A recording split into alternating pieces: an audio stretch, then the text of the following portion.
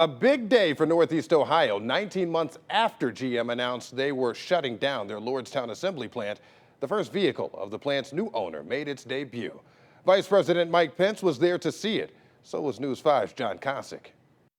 A slow one. The sign behind me lets everyone passing on Interstate 80 know that this plant is back open and under new ownership. But just as bold as that sign is, so too, they say, will be their first product. Making its international debut is a sleek new all-electric pickup truck Endurance, the maiden vehicle of the new Lordstown Motors Corporation.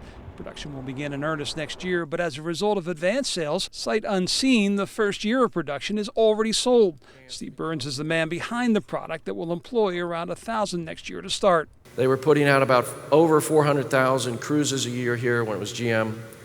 We think we can put out about 600,000 of our vehicles because they're much simpler to assemble. Riding shotgun for the big reveal was Vice President Mike Pence. Today is a new beginning for Lordstown. A new beginning that comes 15 months after a bitter ending, the closing of the GM plant that once occupied this space and the loss of thousands of jobs, something we talked about at today's announcement. Should any of those workers, though, feel let down by the loss of their jobs initially?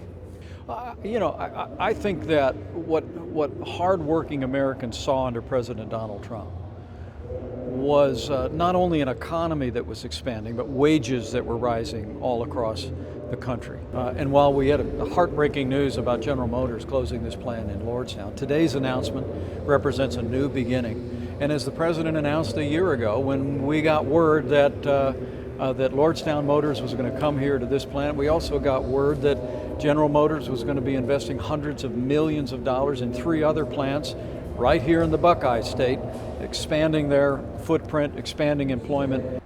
And Lordstown is up for a $6.3 billion contract with the U.S. Postal Service. I asked the Vice President if maybe they could put their finger on the scale. He said there is a process strictly that they adhere to, and they will stick to that. In Lordstown, John Kosick, News 5.